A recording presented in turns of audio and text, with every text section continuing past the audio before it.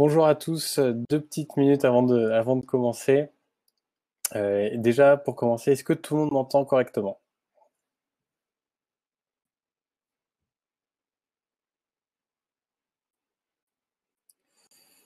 Super, j'ai l'impression que tout le monde m'entend.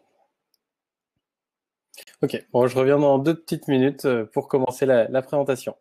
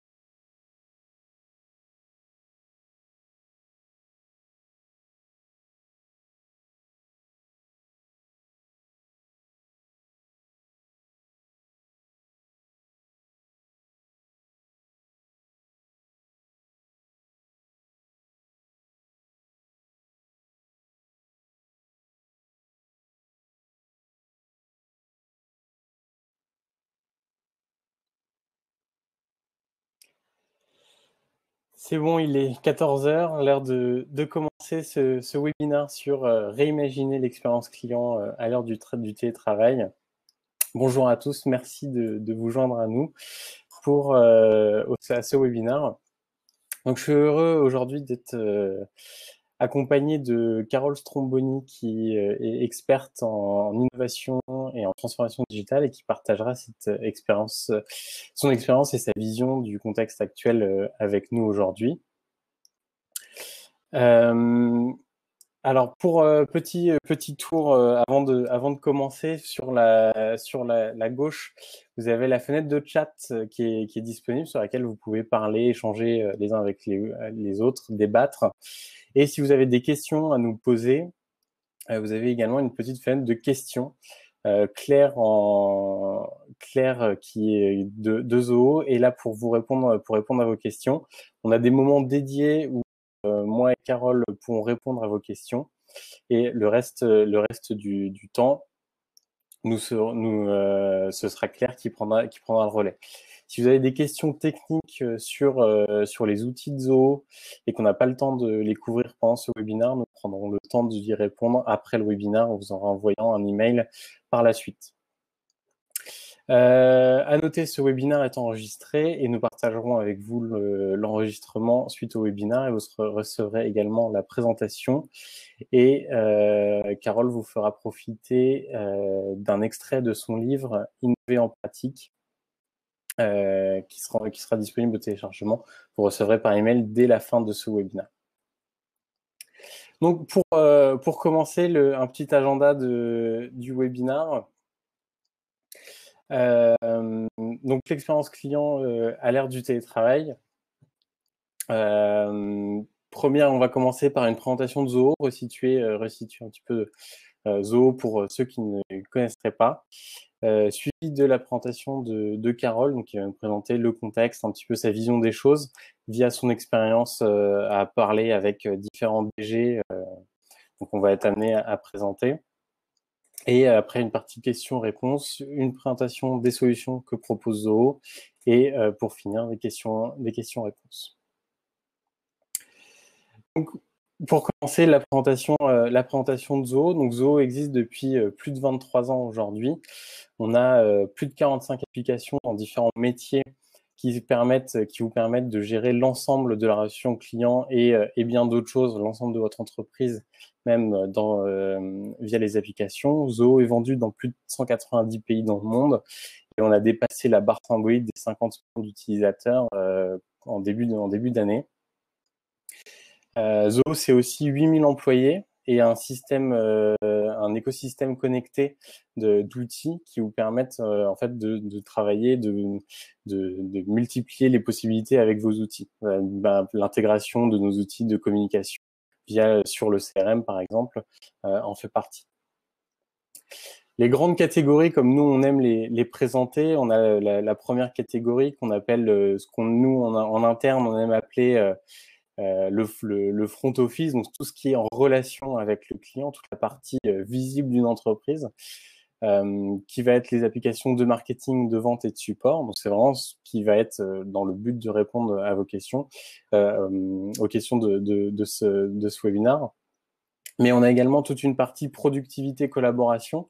Donc vous avez peut-être assisté, j'ai vu qu'il y avait des personnes qui avaient assisté au webinaire avant, qui était organisé par Claire sur tout ce qui est productivité collaboration, donc nos outils d'email, mais également nos outils de communication en interne, ZooClick par exemple, ou de gestion de documents, gestion de projets et autres. La dernière brique, comme je peux dire, de Zoho, c'est tout ce qui est les fonctions de support de l'entreprise, donc tout ce qui va toucher à la finance, à la partie ressources humaines, mais aussi tout ce qui va être analytics, donc pour pouvoir faire de la veille stratégique, pour analyser les données de votre entreprise. Donc ça, c'était pour la présentation de Zoho. Donc pour la suite, je suis très heureux de passer la parole à Carole. Donc comme je l'ai dit juste avant, Carole est diplômée de sciences politiques. Elle a fait HEC Paris et Paris Descartes. Elle est experte en innovation et en digital depuis plus de 15 ans. Elle est freelance en digital et en innovation. Elle est conférencière. Elle anime beaucoup de conférences, notamment à Vivatech. Elle est aussi mentor et jury d'accélérateurs dans des accélérateurs de start-up. Et en janvier dernier, elle a sorti le livre Innover en pratique, et pendant le confinement, elle a sorti un podcast qui s'appelle L'épreuve coronavirus, où elle interviewe des DG d'entreprises sur comment ils se sont adaptés en fait au coronavirus, au confinement, etc. Je vous invite fortement à vous abonner et à écouter ce podcast. Donc Carole, je te laisse la main. Je reste disponible en cas de besoin.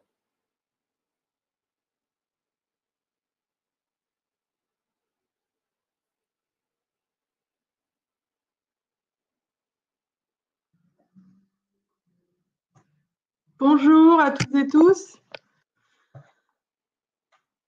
Donc effectivement, moi j'ai sorti ce livre pour les PME sur l'innovation en début d'année chez Erol. Et si vous restez jusqu'à la fin du webinaire, vous aurez les 50 premières pages gratuitement pour vous faire une idée de ce que je raconte. Dans ce livre, je parle, j'ai 3 grandes parties sur comment innover, une sur tout ce qui est l'humain, une deuxième sur l'expérience, au sens expérience client, et une troisième sur la frugalité. Donc là, je vais développer plutôt les éléments d'expérience client. Et je voulais partager avec vous une idée forte que j'ai, c'est que l'innovation, c'est un état d'esprit et des techniques. C'est comme le marketing finalement, c'est pas juste un état d'esprit et ce ne sont pas seulement des techniques. Il faut avoir les deux pour réussir. Là, dernièrement, j'ai mentoré un groupe de jeunes start-upers sur du prototypage, qui est un autre aspect de l'innovation. Et je me suis aperçue qu'ils n'avaient pas du tout les techniques et du coup, c'était difficile de leur apprendre quelque chose de vraiment pérenne. Et pour moi, l'innovation, c'est un peu comme un sport de haut niveau. Il y a beaucoup d'éléments à maîtriser. Et après, ça a l'air facile, mais voilà. Donc, c'est un état d'esprit et des techniques. Et donc, quand j'aborderai un peu les questions d'expérience client en fin de présentation, je vous développerai un peu cette idée-là. Voilà.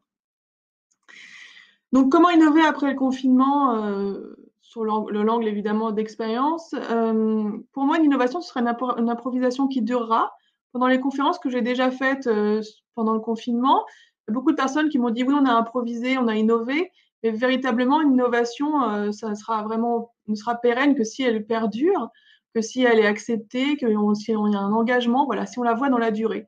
Donc, il y a eu beaucoup d'improvisation et c'est la durée qui nous dira si ça va devenir vraiment des innovations, si les pratiques de télétravail vont s'installer durablement, si ça va continuer de permettre aux personnes d'être plus productives, plus impliquées, d'avoir un meilleur équilibre de vie personnelle et professionnelle.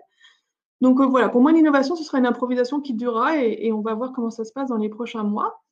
Pour cette présentation, j'ai 3 mots-clés en fait.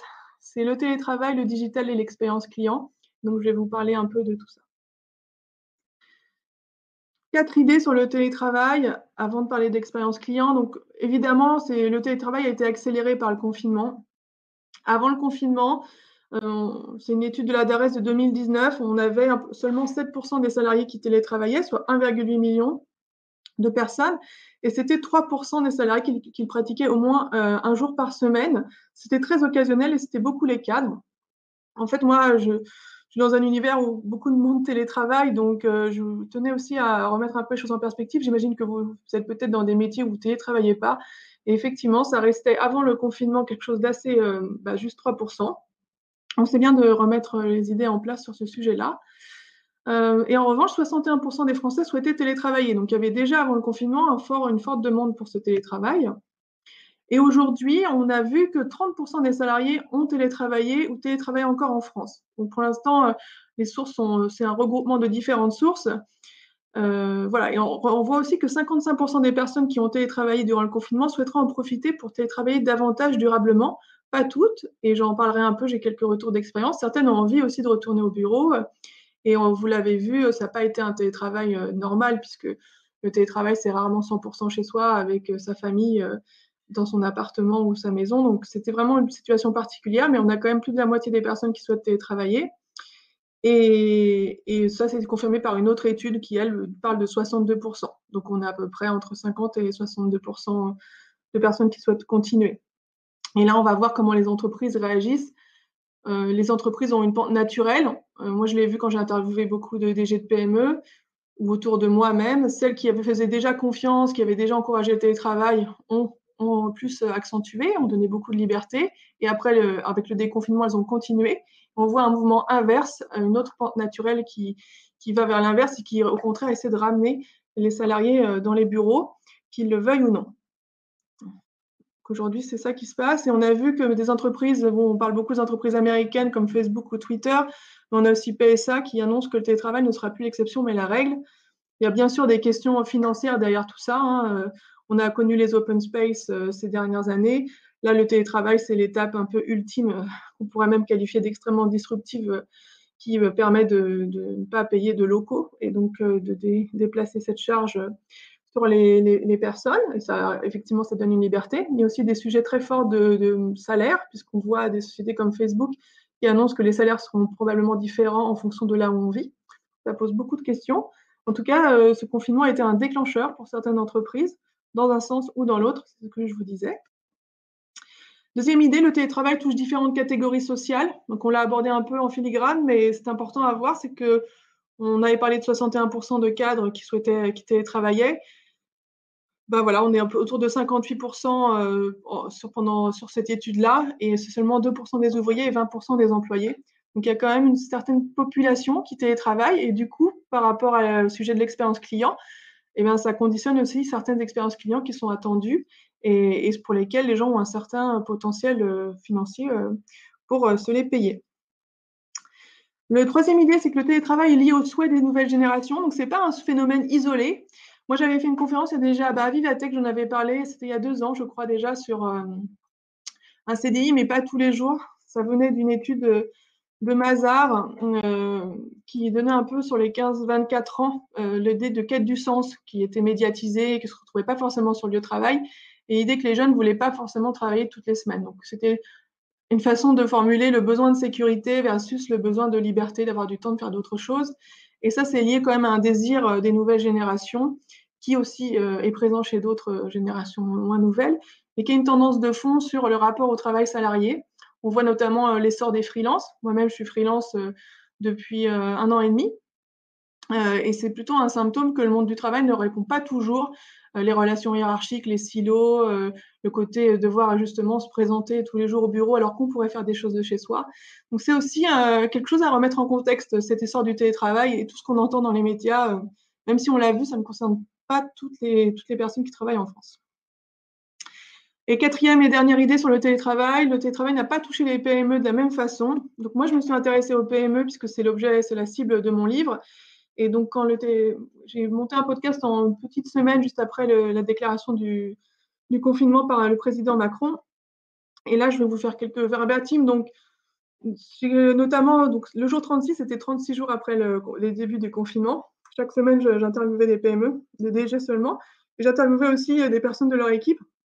Donc là, le Sens de la Ville, c'est une agence d'urbanisme à Paris, qui est une coopérative voilà, de 7 personnes. Et l'une des personnes de la coopérative, Lucille, elle me racontait son envie de retourner au bureau, de sortir de son appartement. Ils avaient déjà du télétravail avant, tous les outils. Donc eux, c'était Google, la suite Google. Mais c'était l'envie voilà, de retrouver les collègues, de reprendre son vélo, pour elle en tout cas, et de retourner au bureau. Donc il n'y avait pas non plus une envie de rester à 100% chez soi, ce qui rejoint les statistiques qu'on vient de voir. J'ai aussi interviewé Jean-Marc Neveu, qui est gérant d'une usine de plasturgie. En fait, il en a plusieurs dans la Vienne et en Vendée. J'avais déjà interviewé pour mon livre. Jean-Marc, il est très innovant. Il a travaillé sur qu'est-ce que la beauté dans une usine de plasturgie. Il a refait pas mal de sens collectif dans son usine. C'était sur ces sujets-là que je l'avais interviewé. Là, on a plutôt parlé effectivement du confinement. Donc, eux sont des personnes en usine. Ils ont une très grande usine. Ils ne sont pas partis du tout en télétravail, à part une personne qui était à l'administratif et qui l'avait demandé. Ils ont mis en place des gestes barrières, mais quand j'ai interviewé, c'était au début, j'ai fait un point d'actualité sur le dernier épisode où on voit un peu où en sont les DG de PME 2 mois après. Lui disait qu'ils étaient fatigués de ces efforts et puis aussi d'avoir peur que les autres ne respectent pas les gestes barrières. Donc voilà, tout le monde n'est pas parti en télétravail, mais tout le monde a dû quand même adapter son travail et ses relations avec ses fournisseurs, avec ses clients. Et ça, on en parlera dans la partie expérience client. Ici, on a Xavier Pinon, qui, lui, a mis ses équipes en télétravail. Donc, Selectra, c'est une société qui fait à peu près 54 millions de chiffre d'affaires sur tout ce qui est renégociation de factures, d'électricité notamment, d'énergie, de téléphonie. Et eux utilisent Zoho. C'est comme ça qu'on s'est rencontré avec Thomas. Lui, il a voulu mettre tout le monde en télétravail, mais il a eu des difficultés pour des raisons RGPD, puisqu'il y a beaucoup de données sensibles. Donc, même si lui, en tant que DG, il aimerait garder, il va aussi être contraint à cause de certains clients et de leurs exigences internes, on va dire, qui sont parfois notamment juridiques, pas forcément sur le fond, redemander à ses équipes de ne plus télétravailler alors que ça avait marché. Donc, il y a aussi des sujets et des parties prenantes, un écosystème à prendre en compte quand on reprend un mode normal.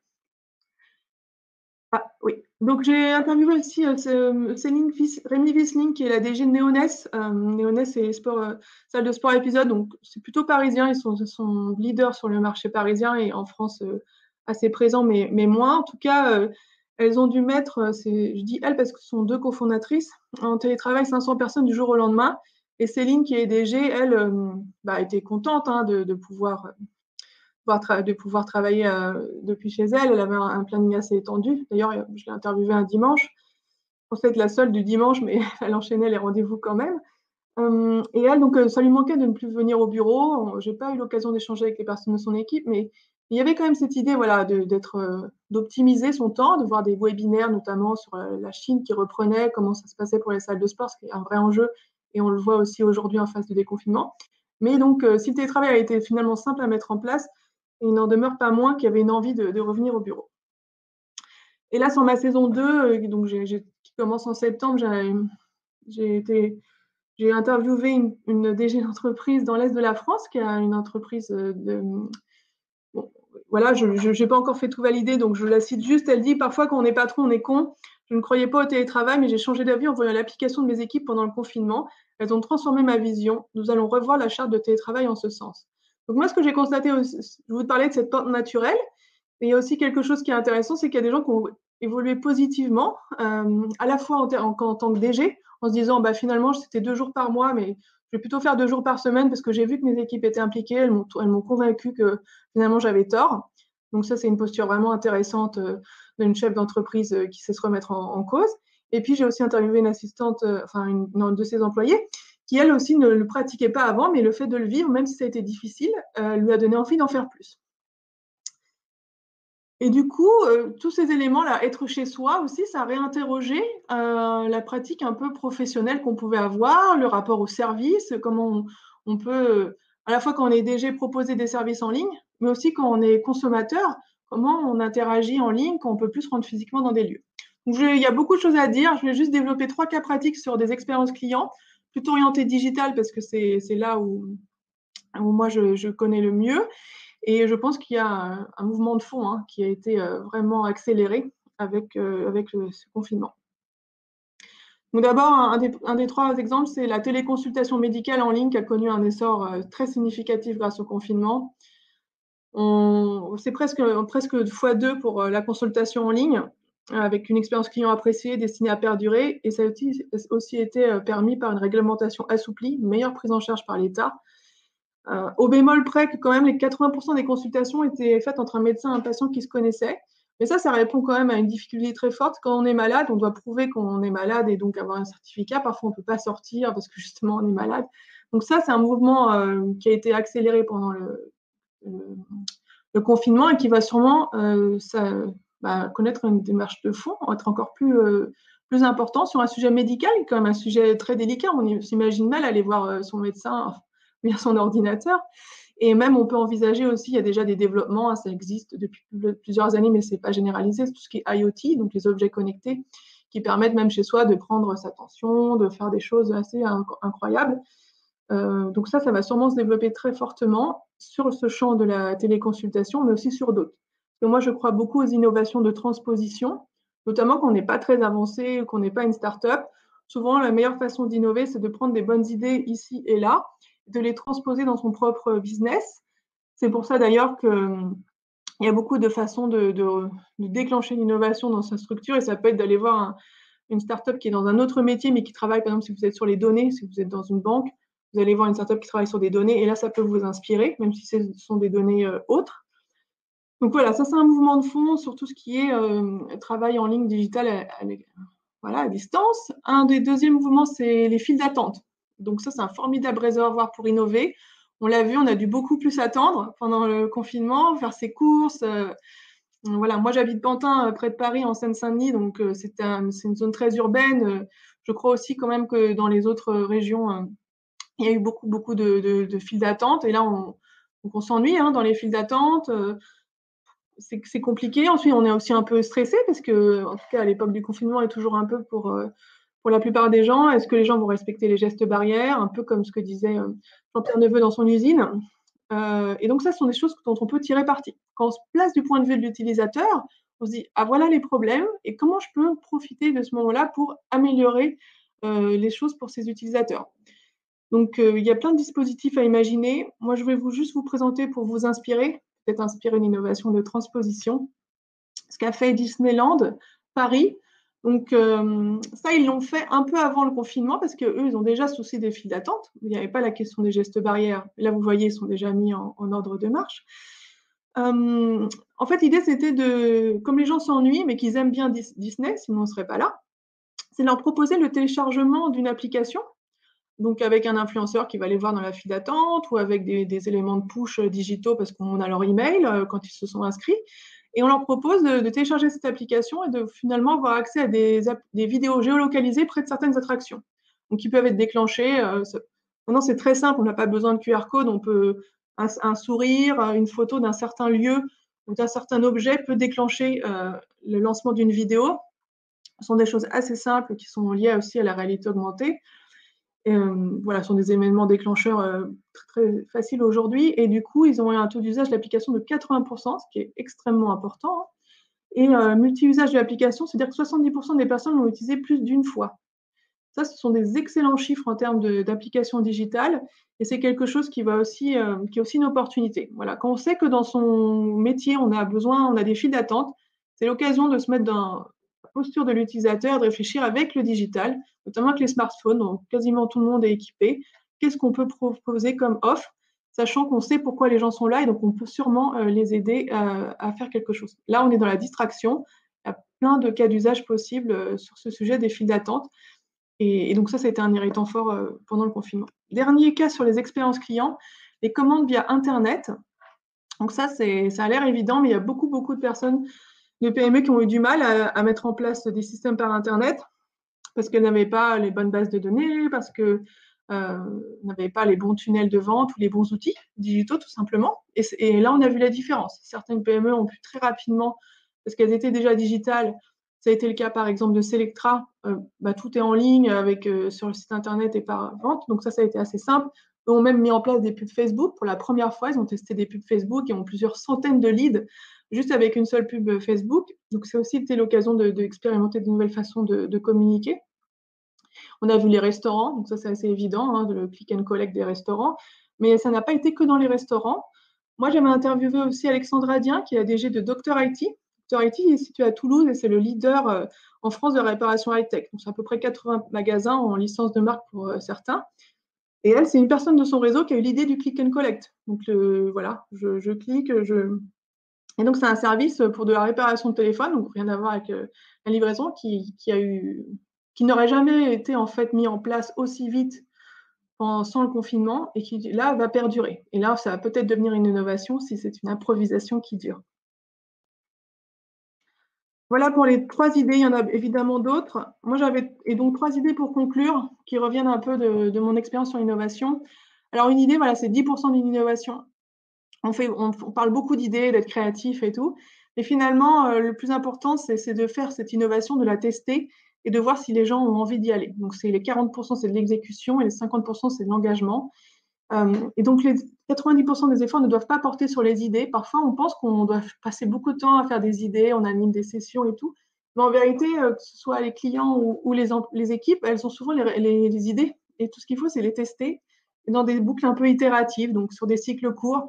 Se dire, j'ai cette idée ou une personne de mon équipe a cette idée, on la met en place à faible coût, on la teste, on fait un bilan et on voit si ça redémarre. Pour les personnes qui sont habituées à la qualité, c'est un peu la même démarche de la route des lignes. Voilà, le plan, do, act, check. C'est un peu la même chose. C'est ça, une démarche innovante aussi. Et donc, sur les expériences clients que je vous ai données, il est possible de les créer sans beaucoup d'argent et de voir si ça enclenche une vraie innovation et surtout un vrai engagement. Deuxième idée, en conclusion, il s'agit toujours de rechercher, à mon sens, la très grande satisfaction client quand on innove. Et c'est cet indicateur-là qui nous permet au final de savoir si ce qu'on fait a du sens. Parce que on peut faire des choses disruptives, on peut faire des choses incrémentales, ou ce que moi je préconise, ce que je disais, les innovations de transposition. Finalement, peu importe d'où ça vient, l'important c'est que ça crée de la valeur, et notamment la très grande satisfaction client. Moi, j'avais interviewé pour mon livre Agnès Pannier-Runacher, qui est secrétaire d'État au PME. Avant ça, elle a été pendant 5 ans la DG de la Compagnie des Alpes, qui est en charge de toutes les remontées mécaniques en France et de tous les parcs d'attractions, parc Astérix, tout ça. Et c'est ce qu'elle a fait, elle. Elle a vraiment donné ça comme cible. Alors, il y a eu plein d'autres choses, promotion interne, amélioration de la formation, énormément. Mais c'était ça la cible et c'est là-dessus que les gens sont évalués sur la très grande satisfaction des clients. Je ne rentre pas dans les détails, il y a des sujets un peu de quels indicateurs on choisit, comme le NPS, tout ça, mais sans être technique, c'est vraiment quelque chose qui est important. Quand on veille sur l'expérience client, c'est pourquoi on le fait et comment on va mesurer son succès. Voilà. Et le dernier point que je voulais aborder avec vous, parce que c'est souvent très négligé, c'est la data, la donnée. Donc les données sont partout. Mike Bloomberg, qui est un homme américain, lui dit « Nous croyons en Dieu que tous les autres apportent des données ». Bon, ce sont les Américains, mais ça veut dire quand même que aujourd'hui, sans données, on l'a vu, par exemple, Alexandra Dien de Dr IT, qu'est-ce qui s'est Ah oui, donc elle, en fait, ne serait-ce que les données avec les emails de toutes les personnes de son réseau, elle les avait pas, donc elle n'a pas pu. Elle a eu du mal à les contacter. Il y a eu plein de choses. Il y a comment on communique avec ses clients. Il y a beaucoup de personnes aujourd'hui de DG qui s'interrogent sur ça, comment on communique de façon digitale. Donc voilà, donc pour ça, il faut des données, des outils et des données. Voilà, je vous remercie pour votre attention. Merci Carole. C'est super intéressant. Je voulais juste revenir un petit peu sur ce que tu disais sur la publicité Facebook de Selectra. Ce qui était intéressant aussi, ce qu'on peut écouter dans ton podcast, c'était que ça vient d'un talent interne en plus, la vidéo qu'ils ont fait sur Facebook. Et c'est quelque chose qu'ils avaient jamais fait avant et qu'ils se sont rendus compte que c'était un canal sur lequel ils se disaient pas qu'ils pouvaient exploiter et qu'ils se sont rendus compte que si, c'était complètement possible de l'exploiter. Ouais, complètement, c'est très juste. Oui, oui, c'est un jeune de Madrid qui a eu qui est un peu acteur, qui a fait la publicité à distance avec le script qui a été fait par la direction de la com. C'était vraiment très intéressant. Il a eu une prime pour le récompenser. Et effectivement, c'est venu de l'interne. Très juste, ouais. On a vu beaucoup de choses comme ça pendant le confinement. Ouais. En fait, pour résumer un petit peu ce que tu viens de dire, demain, en fait, l'expérience client, elle sera hybride entre le digital et le physique. Il faut que on s'en est rendu compte. Tu disais l'exemple du click and collect avec les restaurants. C'est totalement une entreprise qui avait pas du tout l'habitude, qui était complètement dans le physique, qui avait pas du tout l'habitude au digital, qui a réussi à se transformer en proposant un nouveau service. Et il y a des restaurants en plus qui l'ont gardé aujourd'hui et qui continuent de faire le click and collect. Même des cocktails aussi. C'est ça, ouais. Moi, en marketing, j'avais entendu il y a quelques années le terme phygital, et je pense qu'on est en plein dedans. C'est-à-dire, c'est le côté accélérateur. C'est une tendance qu'on voyait à long terme, à peut-être 10 ans, et en fait, on se rend compte que ça y est, ça s'est accéléré. Je pense que le confinement et la crise du coronavirus, en fait, a fait que accélérer les tendances de fond qu'on pouvait commencer à déceler. Oui, très juste. Le digital, c'était à la mode. On en parlait il y a 5-6 ans, la commande par Internet et aller en magasin le chercher. D'ailleurs, on l'a vu dans la grande distribution, ça s'est développé où parfois on commandait, ça existe toujours, on commande et puis on peut aller chercher les courses sur place. Donc oui, effectivement, là, c'est l'accélérateur qui est vraiment intéressant. C'est ça. Je vais reprendre la main sur la présentation. Pour la suite, donc si vous avez des questions, n'hésitez pas à nous les poser. Sur la partie questions, il y a toujours Claire qui est disponible dans le chat si vous voulez rebondir par rapport à ce que vient de présenter Carole. N'hésitez surtout pas. J'avais envoyé un email pour vous demander des questions à poser en amont.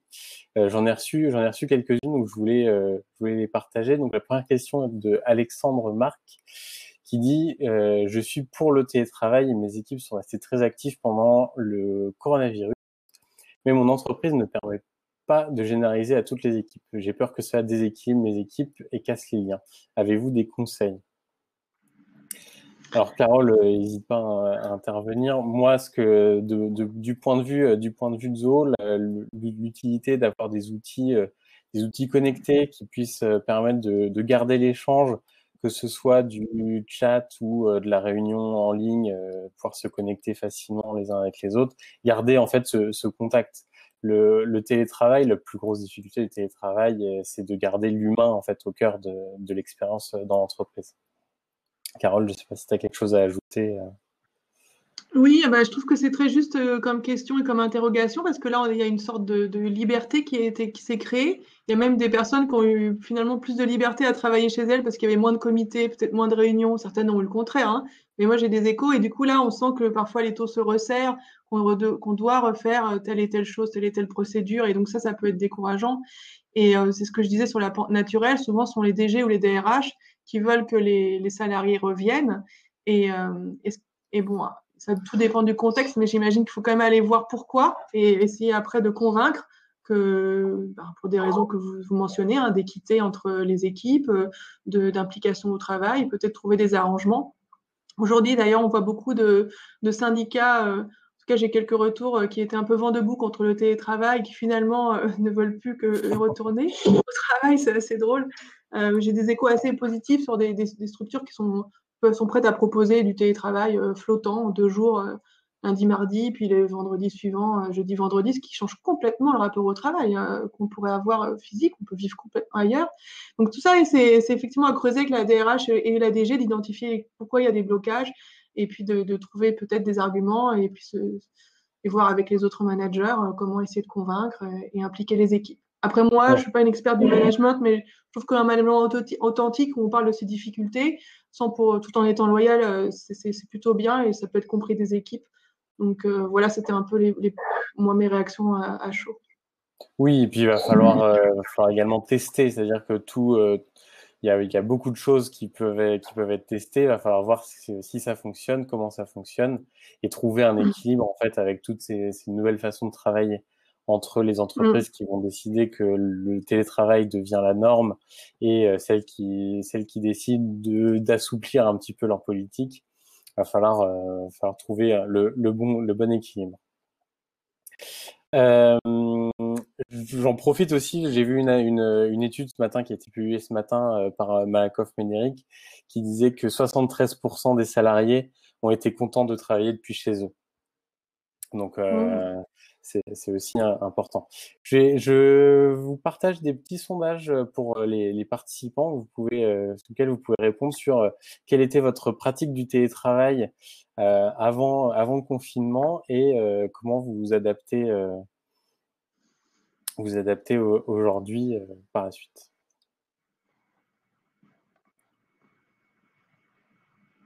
Alors, très régulier.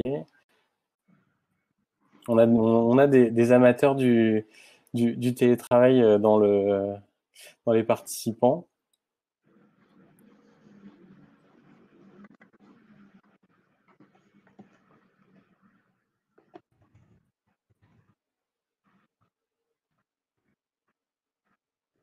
Alors, normalement, vous pouvez également maintenant voir les réponses.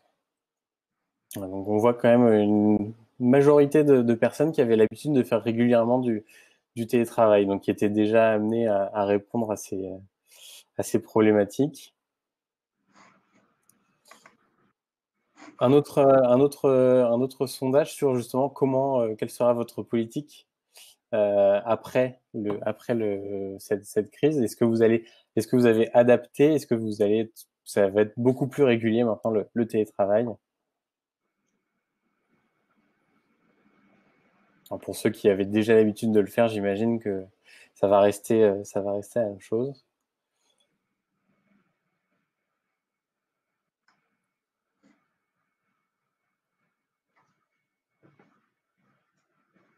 On reste sur des fortes pratiques du télétravail.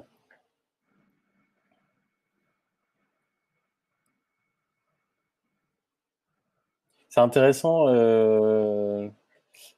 de voir que plus personne ne pense plus jamais mettre le télétravail dans son entreprise.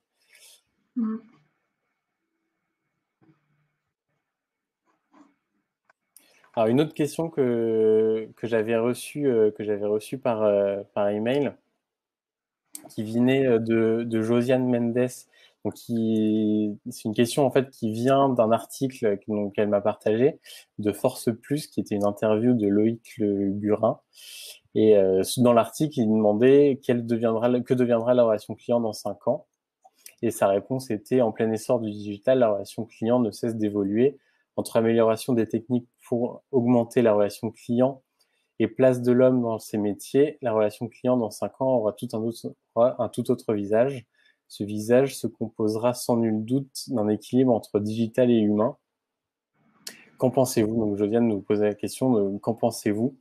Et oui, en fait, c'est totalement ce qu'on était en train de dire sur tout ce qui est le phygital, où on va chercher un hybride de la relation client entre le digital et le physique. Je sais pas si Carole, tu as quelque chose à ajouter. On en a parlé juste avant, donc c'est pas forcément. Moi je trouve que c'est très pertinent de se poser cette question-là. Bien sûr, on n'a pas de boule de cristal, donc c'est compliqué à dire, mais toujours à mon sens, compliqué. il faut quand même le lier au mouvement générationnel. Donc je l'ai abordé brièvement, mais c'est quand même un sujet de fond. C'est voilà, plus personne n'a envie de se parler au téléphone. Même moi, Je suis pas du tout génération Z, mais je préfère avoir des textos ou des mails. Et là, on l'a vu pendant le confinement, la commande, on va avoir une façon de vendre ou de communiquer en fonction de son business, mais surtout de pouvoir vendre, que ce soit des commandes et des livres sur Internet, ça devient quelque chose d'essentiel. Et je pense que les entreprises qui vont tirer leur épingle du jeu, c'est celles qui, s'ils ne l'ont pas fait, vont vraiment le faire de façon sérieuse, pas juste un site Internet, mais un vrai tunnel de vente automatisé avec une expérience client sans couture. Aujourd'hui, on est quand même beaucoup habitué à Amazon et c'est des centaines de millions d'euros d'investissement pour avoir ce niveau de qualité. Donc, il y aura ce mouvement-là de plus de digital, d'être capable de faire les choses sans communiquer oralement, en multicanal, omnicanal, digital. Et il y aura aussi un mouvement, il me semble, inverse, un retour un peu aux sources qu'on retrouve aussi dans la société. Là, on a vu plein de personnes vouloir quitter les grandes villes, aller dans des environnements moins urbains, avec plus de relationnel, de rencontrer des gens. Donc, en fait, on va assister un peu ce double mouvement. Et c'est un peu l'équilibre dont parlait la personne interviewée, sans trop. C'est qu'il y aura ça, il faudra à la fois être capable de proposer des expériences digitales sans couture excellentes et en même temps de créer quelque chose qui soit personnalisé. C'est peut-être pas se faire en même temps, peut-être que ce sont deux secteurs différents, deux orientations stratégiques différentes, je sais pas. En tout cas, il y a ces deux champs, quoi. C'est un peu en tension, à mon sens, et ça continue. Enfin voilà, ce sera un peu le monde dans lequel on veut vivre. Est-ce qu'on veut aller plus d'humain, des choses un peu. Et en même temps, on est habitué à un certain niveau de service. Donc, Oui. ça, ce sont des questions en relation client, je pense, qui sont vraiment importantes. Oui, et puis en fonction de chaque entreprise. Autre petit sondage, c'est pour les participants. Est-ce que vous avez profité du confinement pour innover sur votre relation client? Est-ce que vous avez proposé des nouveaux services ou des nouvelles façons de vendre ou autre? Peut-être que... alors oui, majorité... une grande majorité de personnes qui ont pu innover pendant le confinement sur leur relation client.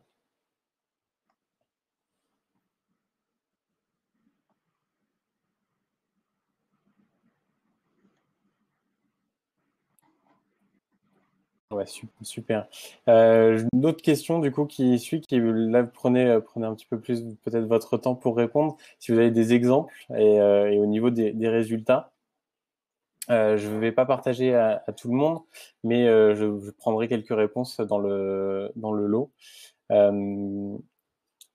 Les innovations, donc on en a parlé, c'est pas forcément quelque chose de révolutionnaire, c'est justement adapter quelque chose de nouveau à son entreprise.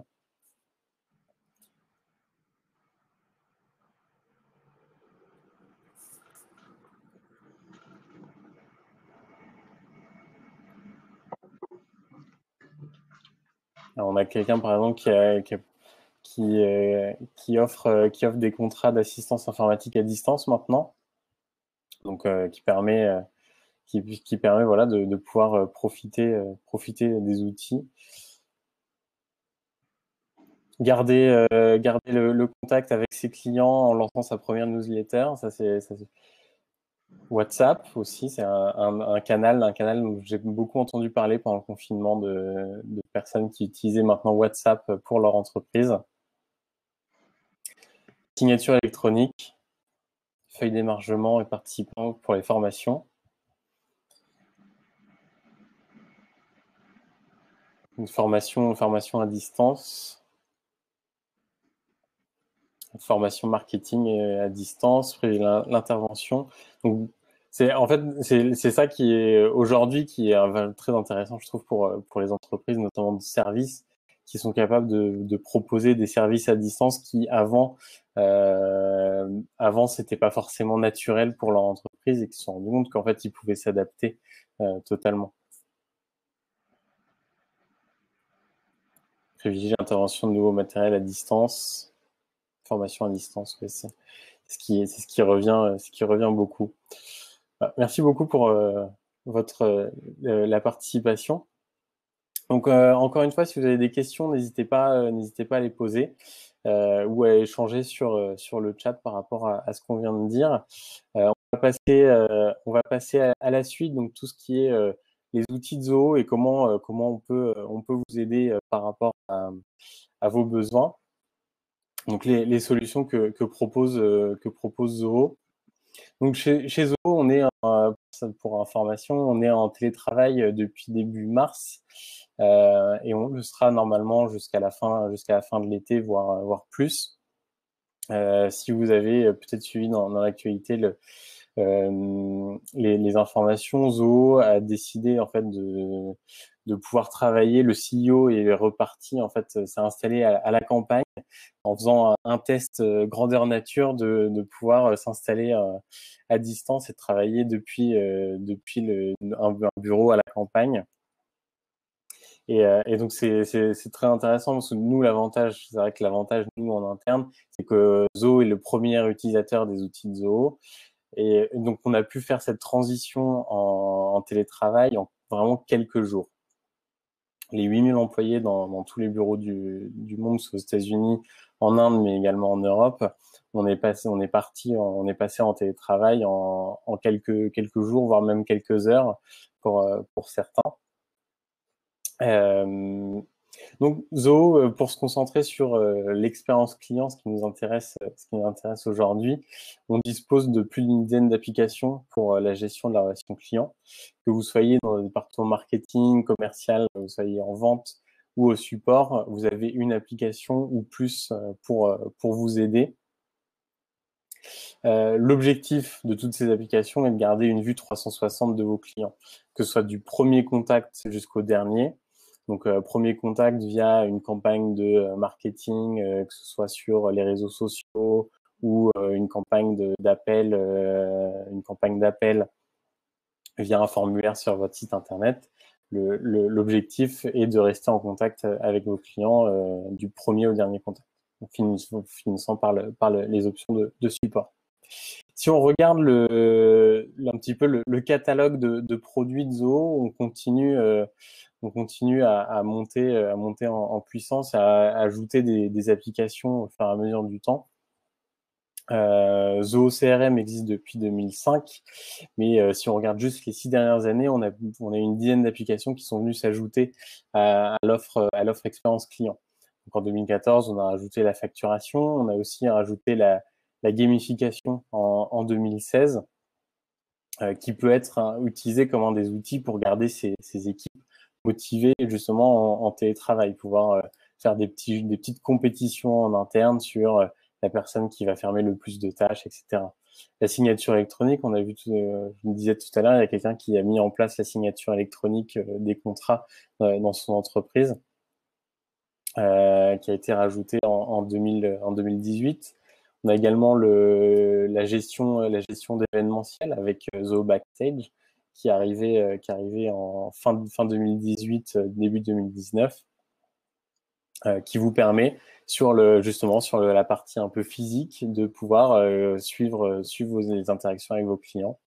Et en 2019, Marketing Hub, qui est notre outil de marketing automation. Voilà. On a d'autres outils, on a notamment un outil de e-commerce qui a été rendu public il y a tout juste un an, qui permet facilement de créer un petit site e-commerce. Donc pour commencer, le cœur de toute cette expérience client, c'est le CRM.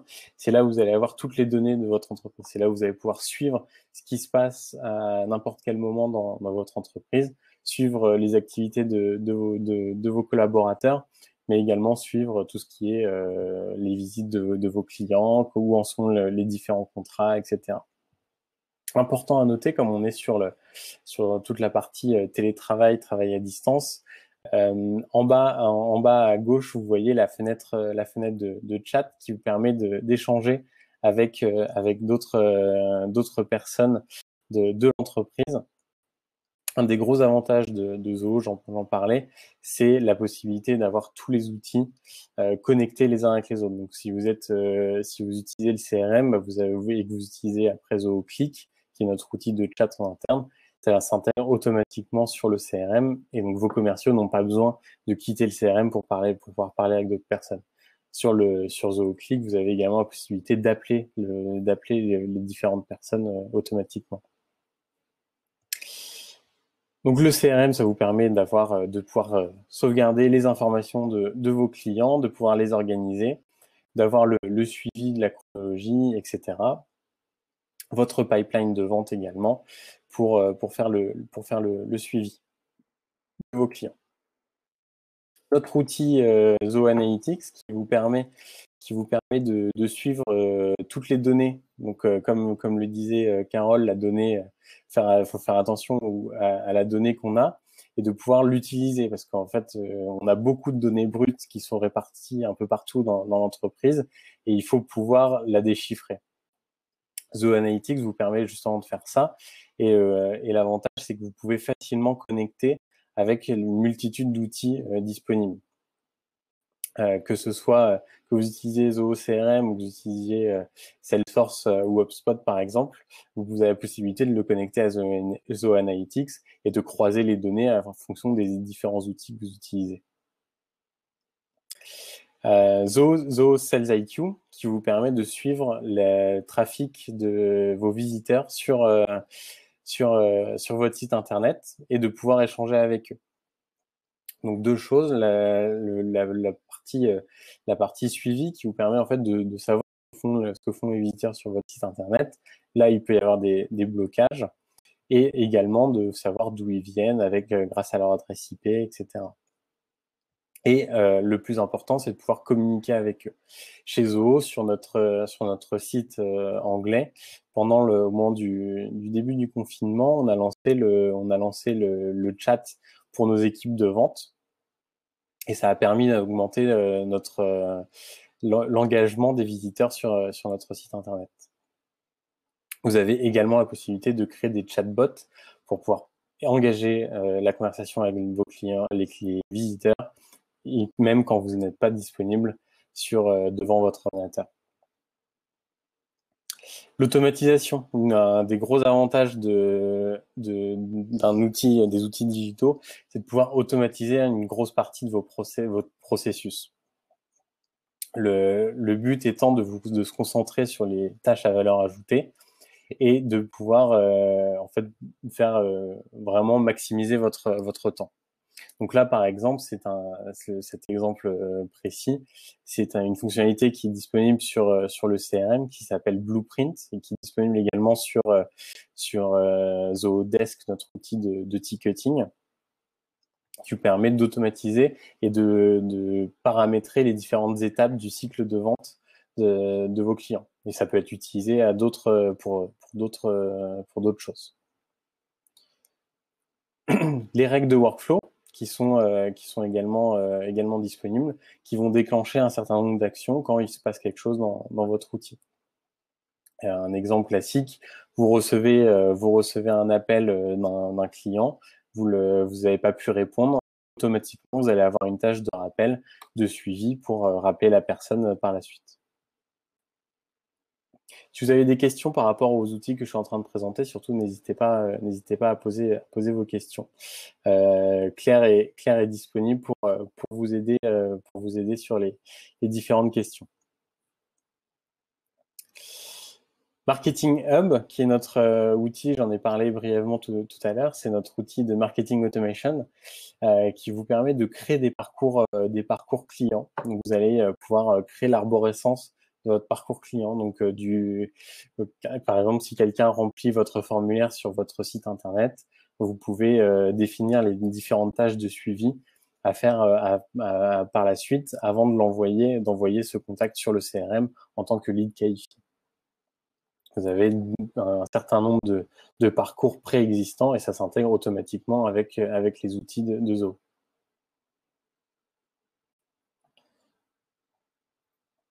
Zoho Social qui vous permet de gérer l'intégralité de vos réseaux sociaux à un seul endroit et de pouvoir faire la publication sur vos différents réseaux sociaux, que ce soit Facebook, Twitter, Instagram, mais également Google My Business. Google My Business, c'est un outil de Google.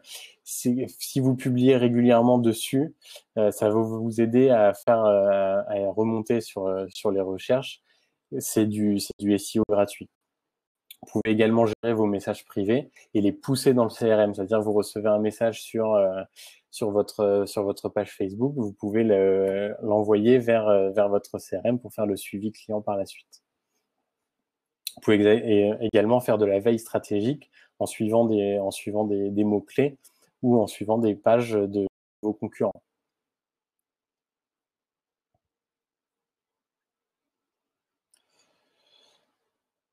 Zoodesk, donc, qui est notre outil de ticketing qui vous permet de faire de la gestion de tickets, pouvoir mieux répondre à vos clients. Et en fait, en utilisant les fonctionnalités de dashboard, de pouvoir faire remonter les problèmes avant qu'ils n'en deviennent dans votre entreprise. Vous pouvez aussi avoir le taux de satisfaction de vos clients. Toutes ces informations-là sont remontées dans le CRM. Donc, les commerciaux ont une vue globale de ce qui se passe. Si votre commercial pourra voir, par exemple, si le département marketing a envoyé une campagne, si cette personne-là l'a ouverte, et également si si un de vos clients a un ticket qui est ouvert. Et dans ce cas-là, il faut résoudre le ticket avant de pouvoir contacter pour une démarche commerciale. Un outil de gestion de projet qui vous permet de gérer les différents projets dans votre entreprise.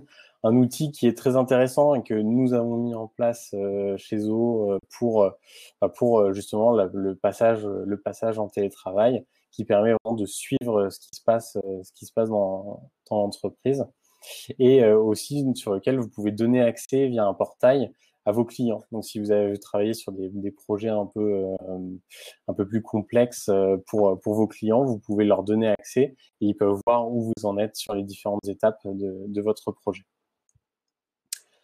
Quelque chose d'important et qui s'est beaucoup ressenti au moment du télétravail, c'est l'intégration des différents départements, différents services de votre entreprise à un outil de téléphonie. Ça s'est vu, il y a beaucoup d'entreprises qui sont parties, qui ont quitté leur bureau. Alors, partir avec le téléphone portable, c'était possible. Partir avec le téléphone fixe de l'entreprise, c'était un peu plus compliqué. Donc, Zoho, on a une fonction disponible qui s'appelle Phone Bridge et qui permet de connecter tous vos départements à une seule plateforme, et que après vous pouvez connecter via une application sur votre mobile ou directement sur l'outil. Et après, vous pouvez également le connecter à votre téléphone dans vos bureaux. L'avantage sur les outils, c'est le click-to-call. Vos commerciaux peuvent appeler directement depuis leur ordinateur portable ou depuis leur téléphone en un clic sur le CRM. Vous recevez également les appels sur le CRM et ça vous fait remonter la fiche quand vous avez un appel. Information importante parce qu'on parle de données, de gestion de données, c'est tout ce qui est protection des données qui est intégré et qui est natif aux outils de Zoho, sur le suivi des sources des données, comment obtenir le consentement sur l'utilisation, mais aussi les bases de traitement légales de chaque donnée que vous pouvez mettre en place. Information importante aussi, vos données, quand vous êtes sur le CRM, vos données sont stockées dans des data centers en Europe, à Dublin et Amsterdam.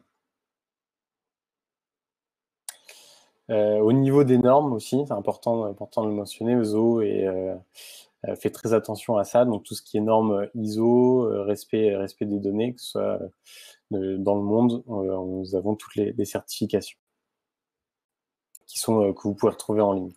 Sur le CRM, comment ça se concrétise? Vous avez la possibilité sur votre fiche client d'avoir la vision sur la confidentialité des données, et vous avez en fait le suivi de comment se mettre en place.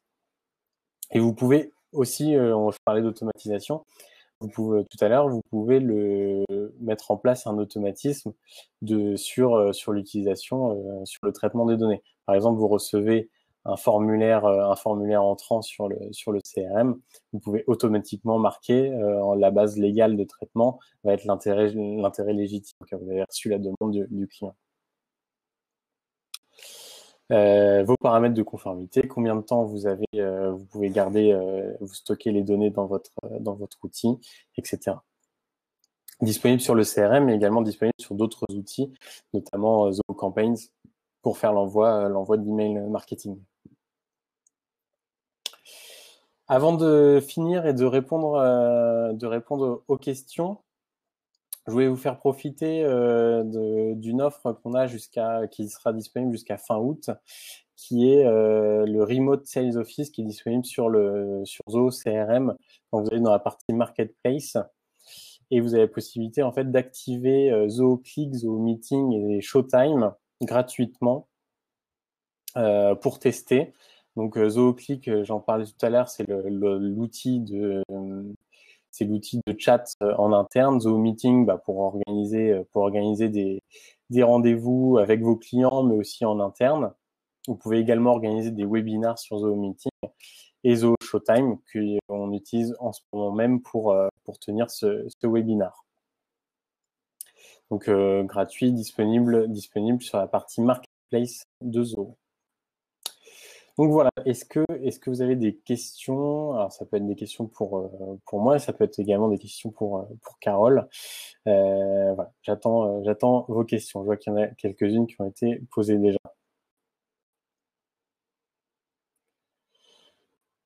Alors, quel est l'outil de SEO? Alors, l'outil de SEO, c'est pas un outil qui appartient à Zoho. C'est Google My Business que vous pouvez en fait intégrer sur Zoho Social.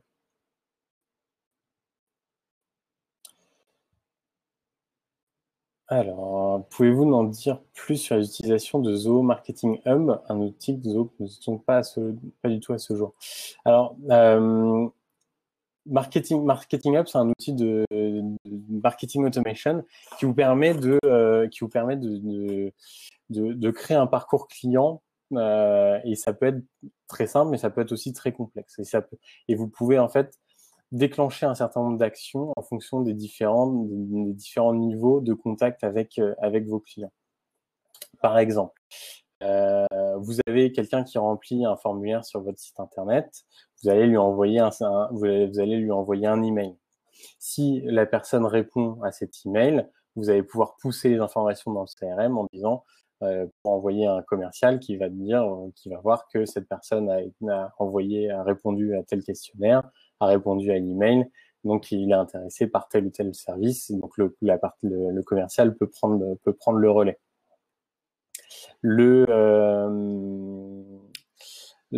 Si la personne ne répond pas à cet email, vous pouvez envoyer des relances automatisées avec un parcours dédié en fonction des différentes actions. Est-ce que la personne a ouvert, et dans ce cas-là, vous allez envoyer un email A. Si est-ce que la personne n'a pas ouvert, vous allez envoyer un email B, etc. Vous pouvez vraiment complexifier. Donc ça, c'est la partie email. Et vous pouvez également le faire via, par exemple, Zoho Backstage, qui est notre outil de gestion événementielle, gérer du marketing automation sur de l'événementiel. La personne est venue à notre événement, l'inviter automatiquement à participer au webinar par la suite. Vous avez d'autres possibilités. Alors, une question sur le PhoneBridge. RingCentral sont complémentaires ou concurrents? Alors, RingCentral, ils sont complémentaires. RingCentral est un outil qui s'intègre en fait au PhoneBridge de Zoho, qui permet justement de connecter au PhoneBridge et aux applications de Zoho. Alors, je vois que Claire a répondu à d'autres questions.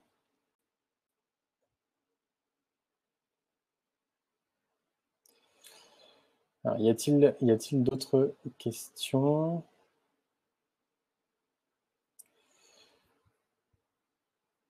Ok, bon, j'ai l'impression qu'il n'y a pas d'autres questions. S'il y a d'autres questions, je tâcherai d'y répondre par email. Information avant de finir et nous quitter, on a un webinar qui est prévu pour le 9 juillet, donc dans tout juste 2 semaines, qui va vous présenter les dernières fonctionnalités de Zoho CRM, Donc, vous êtes peut-être rendu compte que Zoho CRM avait changé un petit peu de look ces dernières semaines. Vous l'avez peut-être testé. On a un certain nombre de fonctionnalités, notamment de marketing, qui sont disponibles. Je vous invite à vous inscrire. Vous avez le lien qui est affiché, zoho.to/crm-2020-1, sur lequel vous pouvez vous inscrire pour participer à ce webinaire qui aura lieu dans 2 semaines. Ce webinaire sera disponible également à la demande. Si vous êtes déjà parti en vacances le 9 juillet, vous pourrez vous connecter sur notre page webinaire pour pouvoir voir le replay. Merci à tous, merci à Carole pour la participation et puis pour la présentation, c'était très intéressant. Comme indiqué précédemment, vous allez recevoir par email un extrait de son livre Innover en pratique. Je vous invite également à rechercher sur là où vous écoutez des podcasts, l'épreuve coronavirus. C'est vraiment un très bon podcast, très intéressant. Et la saison 2, du coup, Carole, si je ne dis pas de bêtises, qui est prévue du coup pour le mois de septembre. Merci à tous de votre participation et j'espère vous revoir prochainement dans un autre webinaire de Zoho.